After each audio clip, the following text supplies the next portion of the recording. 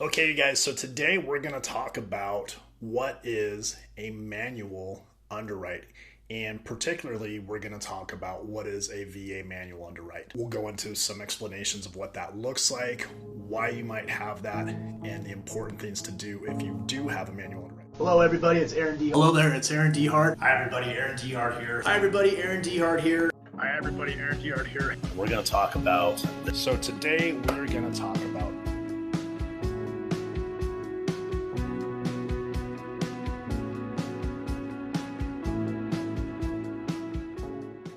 first things first. So every single loan, regardless of what type of loan it is, when we first get that loan, it has to be ran through what's called an automated underwriting system, or AUS for short. And what that does is it looks at the whole basic profile of the borrower. It looks at how much assets they have in the bank, what their credit profile looks like, what's their income and debt to income ratio, job stability. It mixes all those things together and it basically prints us out what's called an automated loan approval. And it basically says, hey, as long as all this information in the application is correct, then you're going to have an approval. So as long as the income's calculated correctly, as long as there's things that we can use, as long as the assets are, exact what's on the bank statements, etc., we can use that. Now, every once in a while, and particularly on VA loans, about 1 out of every 5, 1 out of every 6 VA loans, we're going to get what's called a manual underwrite. And it's really not a big deal.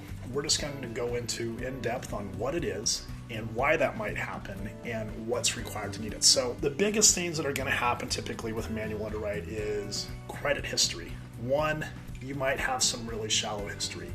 If you don't have a credit score or you've never used any type of credit at all, more than likely, we're going to get a manual underwrite. As a matter of fact, we're going to get a manual underwrite if you don't have any type of credit scores on there. If you have any past credit hiccups in the last few years, if you had a bankruptcy or possibly a short sell or something like that that's happened in the last few years, the computer system might not like that and it might give us a manual underwrite. If you've got any federal debts that are out there that you might have gotten behind on, that's going to trigger that and give us a manual underwrite. Any late payments, particularly if you've had a late payment in the past 12 to 24 months, the system's going to review that from your credit report. It's going to give us a manual underwrite. Or if you've had any foreclosures that show up on your credit report in the last few years, that's going to give us a manual underwrite. Now, here's the thing. Manual underwrites are designed for files that are more difficult. It doesn't mean that you still can't move forward and get a loan approval for the VA loan. It's just going to require a little bit more elbow grease from everyone involved. So if you're a borrower and you get a manual underwrite, yes, you're going to have to do some lifting, guys. We can't go to the bank for you and get your bank statements. We can't do this. You're going to have to do some things. More than likely, there's going to be some letter of explanations. Now, myself personally, I interview the client, I ask what happened, and we like to do the letters of the explanation with the client. That way everything's, written how it's supposed to be. We can explain things in detail a lot better sometimes to the underwriter to explain some past credit discrepancies, etc. with that. If you've had any hiccups in your credit in the last 12 to 24 months, you're going to require to be able to explain that, with that. Hey, what happened, with this credit card payment that was late one time 15 months ago? We have to be able to explain that in there. A few other requirements that are going to happen whenever we have a manual underwrite on a VA loan is we have to get what's called a verification of rent, or a VOR for short.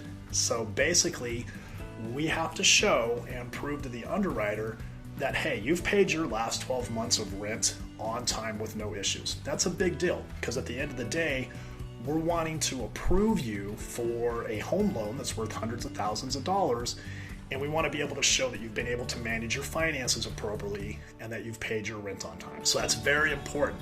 Now, here's the caveat. If you've got one late on a verification of rent, it's going to decline your loan. So it's very important that you want to make sure you're paying your rent on time, because we're comparing that apples to apples. Hey, here's your rent, you're going to be paying a mortgage.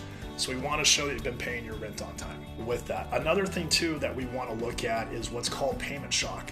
If you've been paying rent and your rent's only been $500, but now your new monthly mortgage payment's going to be $2,500, that's something that we need to be able to show in a manual underwrite. Hey, how am I going to be able to pay this larger payment that is $2,000 more than I'm accustomed to. So it's really good that we have a good debt to income ratio. We have really good residual income.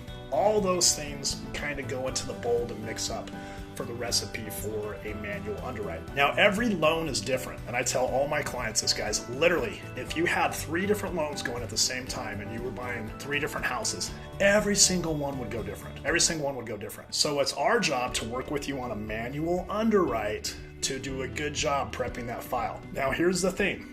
Once we have that loan approved in a manual underwrite, you can't go and change things. We're already an extra level of risk that we have to convince the underwriter that we're not guilty and we're not going to have any issues repaying this home loan. So on a manual underwrite, all it is it basically is just going back to the old ways. They used to have to underwrite all of the loans before we had the computer programs come out with the algorithms that would kind of pre-underwrite the files for us. So again, every single loan, regardless of what type of loan it is, we have to run it through the AUS, or the automated underwriting system. If we don't get what's called an approved eligible, or for the other system we use, what's called an accept, it's going to give us what's called a refer eligible, which means, hey, I'm referring this over to an underwriter for an actual full-blown human being underwrite. That's all a manual underwrite is. So the big difference is it's going to be more documentation. We're going to have to put a little bit more elbow grease in it. You want to make sure, for sure, that you've had your last 12 months of rent paid on time. That's super important. Now, on the verification of rent, you can't go and get that yourselves. We have to get that directly from the third party, whoever it is, whether it's your landlord or some type of agency that's managing your rental. We have to get it directly from them, and that's all designed to protect everybody in the transaction and prevent any type of fraud. So again, here's a big caveats with the manual underwrite. One, you might have shallow credit history, meaning you don't have a lot of credit. It could be because you're younger or you just haven't used credit in a long time. You might have had some recent bankruptcies in the past couple of years. Typically, if the computer picks that up, and we've had a bankruptcy in the last few years, depending on the credit profile, it's going to refer us over for manual underwrite. If we've got lower FICO scores, typically if we start getting below 620s or lower on a VA loan, it's going to require a manual underwrite. If we've had any federal debts that are late payments, it's going to give us a manual underwrite. Any late payments within the last 12 to 24 months is going to give us a manual underwrite. And then finally, if we've had a foreclosure in the last few years, it's going to pick that up on the credit report and refer us to manual underwrite. Now again, here's the deal. About 1 out of every 5, 1 out of every 6 VA loans are a manual underwrite. Are they impossible to get through underwriting? Absolutely not. Just requires a little bit more documentation, a little bit more storytelling, and a little bit more elbow grease. Guys, if you found this helpful, like, subscribe. Please feel free to comment below. If you have any questions, let us know. And obviously, if you have anyone that this video could help, please feel free to share. Talk to you guys soon. Have an awesome day.